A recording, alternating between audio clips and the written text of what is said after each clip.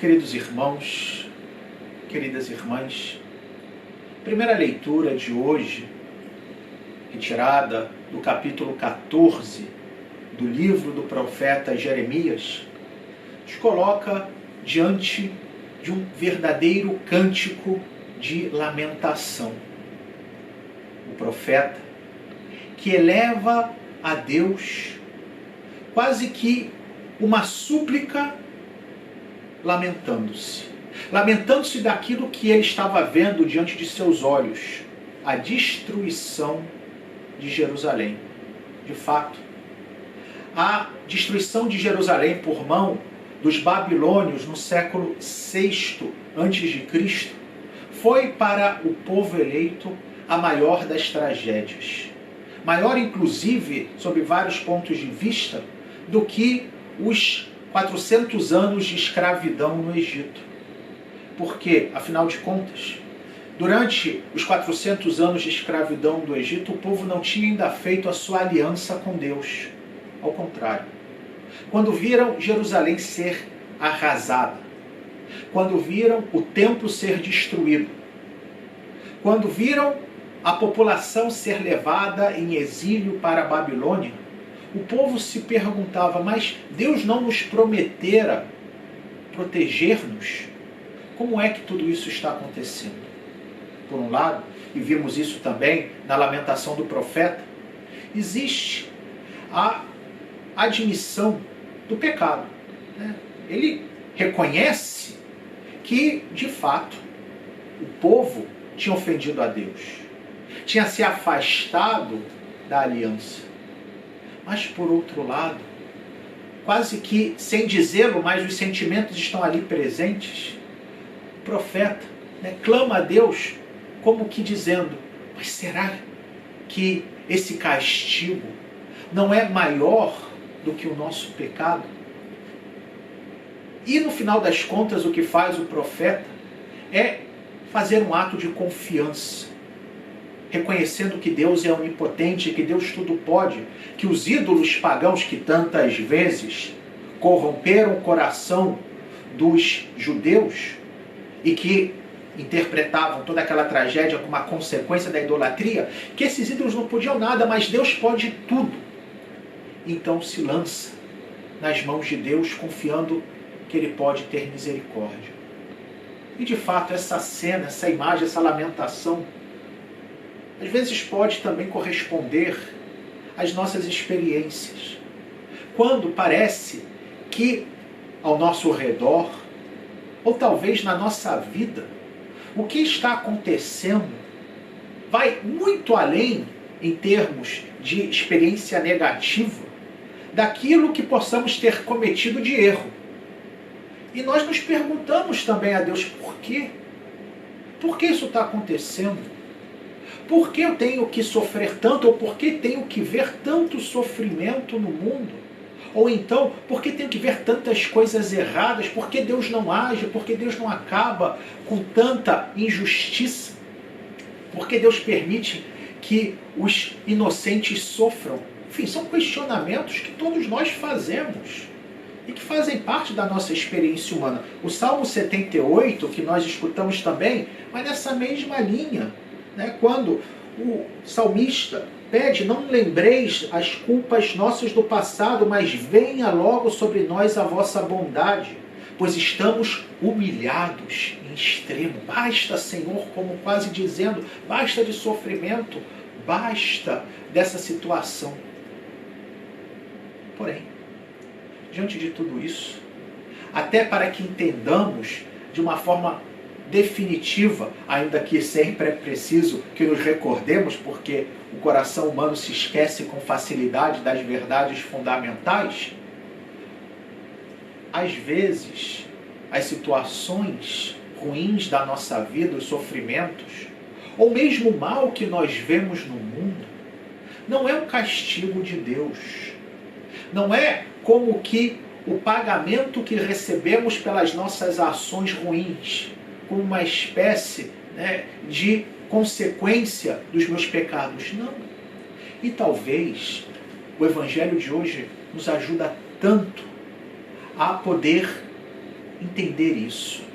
Quando Jesus explica o sentido da parábola do trigo e do joio, explicando que no mundo há o bem e o mal, o trigo e o joio. E que não adianta querer achar que agora Deus pode arrancar simplesmente o joio, eliminar o joio para que fique só o trigo.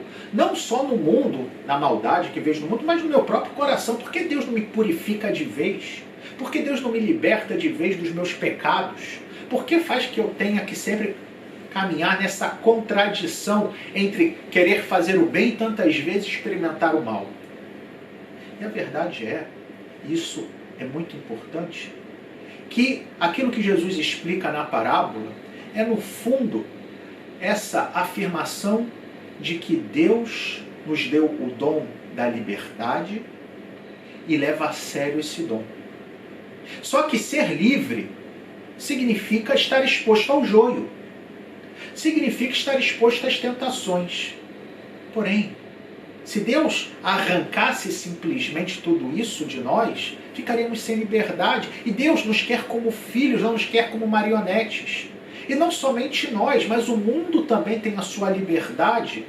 Não no sentido das pessoas, é óbvio, as pessoas têm a sua liberdade, mas o mundo tem as suas regras, tem as suas leis, as leis da natureza. E essas também seguem o seu curso.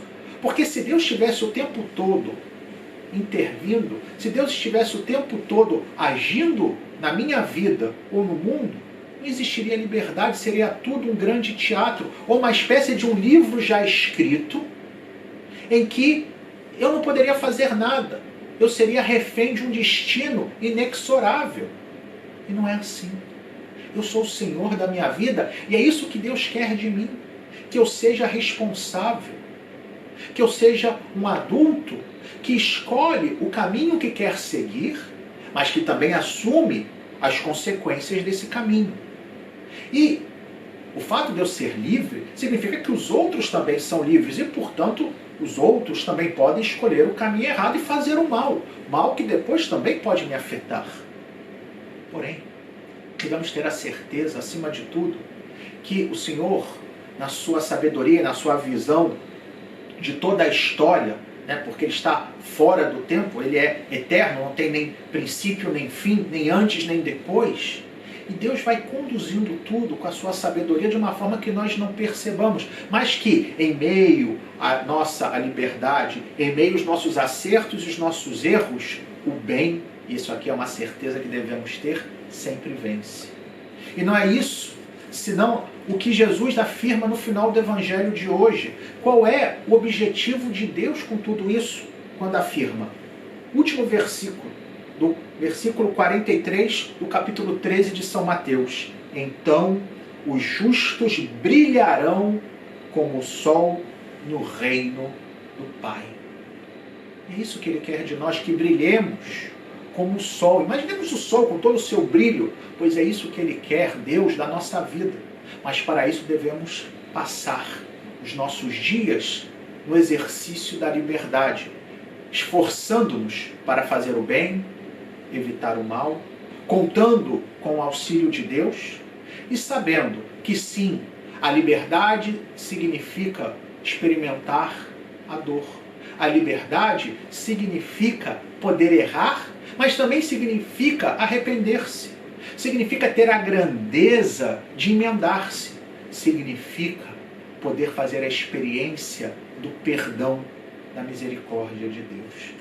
E com isso concluímos a homilia, queridos irmãos, queridas irmãs, vendo como tudo isso se sintetiza na oração inicial da missa, a oração dessa 17ª semana do tempo comum, em que rezávamos: ó Deus, sois o amparo dos que em vós esperam, e sem vosso auxílio ninguém é forte, ninguém é santo. Redobrai de amor para conosco. É isso que pedimos.